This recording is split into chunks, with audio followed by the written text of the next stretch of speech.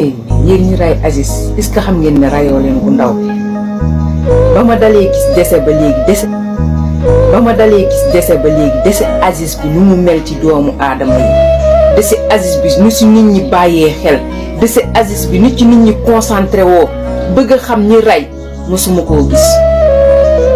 dese Aziz bi fitu nit ñu mu yóbbu tax na léegi ko foo tourné ñaan sama kër ku ma xamul du fa dugg sama kër dama koy tëj léegi ndax ray bu ñaaw bi ngeen ray Aziz moo tax yàlla du ko neenal